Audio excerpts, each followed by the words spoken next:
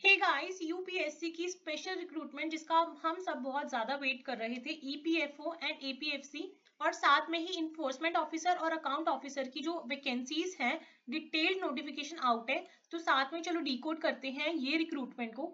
देखो, इसमें जो इन्फोर्समेंट ऑफिसर है एंड अकाउंट ऑफिसर है, ईपीएफओ क्या है, एम्प्लॉयज प्रोविडेंट फंड ऑर्गेनाइजेशन, और इसमें कितनी वैकेंसीज आई है, 418 वैकेंसीज आई हैं for the post of EPFO. ठीक है, अगर हम फर्दर कैटेगरी वाइज देखें तो सबसे पहले अनरिजर्व कैटेगरी की कितनी है, 204 वैकेंसीज हैं। बाकी एससी की 57, एसटी की 28, ओबीसी की 78, ईडब्ल्यूएस की 51 एंड पीडब्ल्यू बीडी कैटेगरी की है 25 वैकेंसीज। तो मोस्ट इंपॉर्टेंटली सबसे पहले इन्फोर्समेंट ऑफिसर या फिर अकाउंट ऑफिसर की कितनी वैकेंसीज है, 418, एंड उसमें से भी अनरिजर्व की कितनी है, 204 वैकेंसीज। ठीक है, अगर हम इसकी पे स्केल की बात करें, that is level 8 in the pay matrix of 7th CPC. और इसकी जो एज लिमिट है वो कितनी बोली गई है, 30 इयर्स बोली गई है। और इसमें क्वालिफिकेशन क्या मांगी है, bachelor's degree in any subject from a recognised university. मतलब आपको मिनिमम ग्रेजुएट होना जरूरी है इस एग्जाम में अपीयर होने के लिए। ठीक है, उसके बाद ड्यूटीज वगैरह आप बाद में इसको डिटेल में रीड आउट कर लेना। इनका हेडक्वार्टर कहाँ पे है, न्यू दिल्ली में है।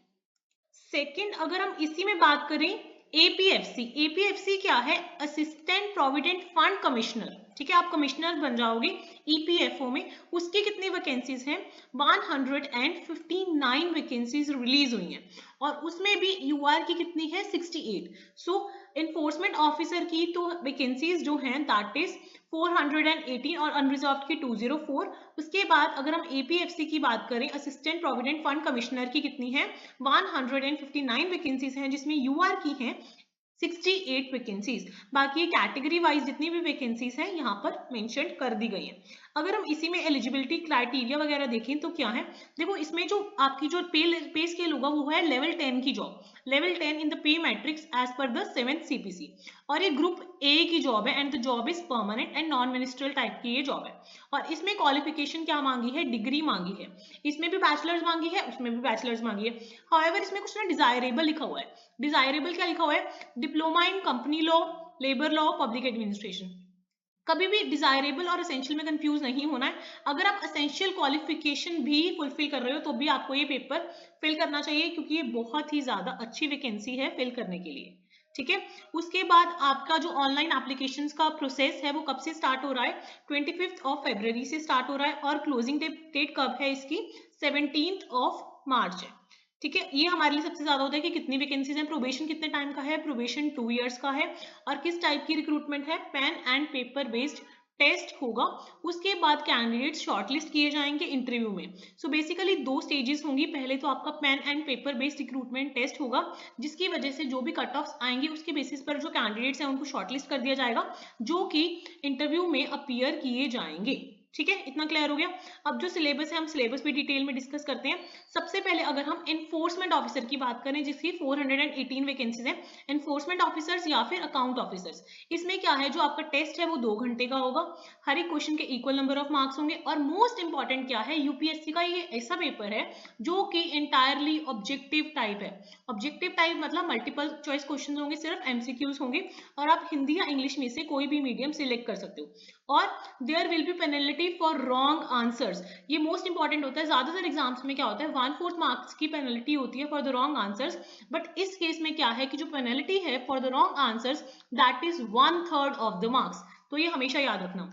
सो ईपीएफओ और हमारा जो ये पेपर है एनफोर्समेंट ऑफिसर का, इसका सिलेबस क्या है, आपका एक ही पेपर होगा, उसके बाद अगर आप कट ऑफ क्लियर कर लेते हो आपका इंटरव्यू होगा। सो सिलेबस में क्या आएगा, जनरल इंग्लिश आएगी।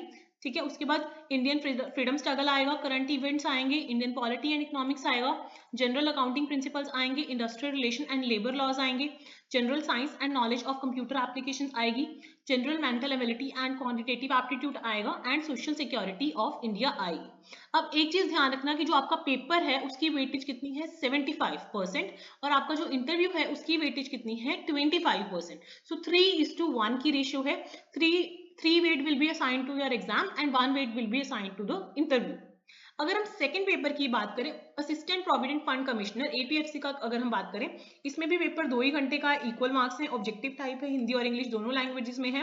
ठीक है। पेनल्टी होगी फॉर द रॉन्ग आंसर 1/3, वही जैसे हम सेम कंसीडर करके चल रहे हैं।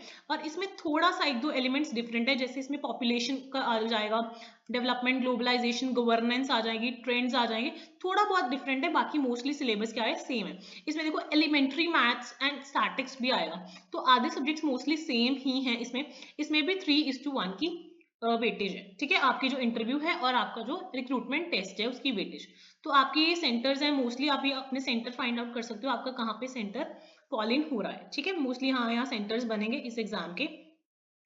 उसके अलावा इसके इंपॉर्टेंट और कुछ भी डिटेल्स हैं वो मैं आपको इसी चैनल पे शेयर कर दूंगी, और अगर पॉसिबल हुआ तो जितने भी शॉर्ट नोट्स हैं अगर हम इस चैनल पे शेयर कर सके या जो भी आपकी डिमांड हुई आप मुझे कमेंट सेक्शन में पिन कर देना।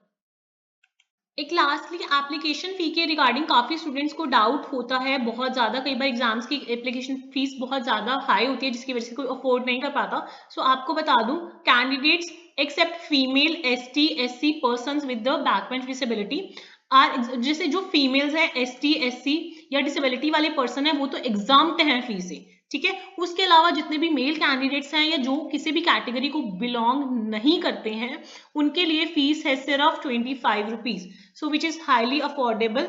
ठीक है, और अगर आपको दोनों पेपर्स के लिए अप्लाई करना है आप दोनों पेपर्स के लिए भी अप्लाई कर सकते हो। ठीक है, तो उस केस में आपको 50 रुपीज पे करने पड़ेंगे। हाउएवर अगर फीमेल कैंडिडेट्स हैं या ST कैटेगरी या कोई भी और कैटेगरी जो यहाँ पे मेंशन्ड है उसमें बिलोंग करते हैं तो आपके लिए कोई भी फीस नहीं है। सो दो गुड न्यूज है, एक तो फीस बहुत ज्यादा नॉमिनल है और दूसरी बात कि आप दोनों एग्जाम्स के लिए सेम टाइम पे अप्लाई कर सकते हो, कोई ऐसी रिस्ट्रिक्शन नहीं है। सो आई वुड सजेस्ट कि दोनों एग्जाम्स के लिए ही आपको अपीयर होना चाहिए और अच्छे से प्रिपेयर करना चाहिए क्योंकि अभी बहुत ज्यादा कम टाइम बचा है। ठीक है।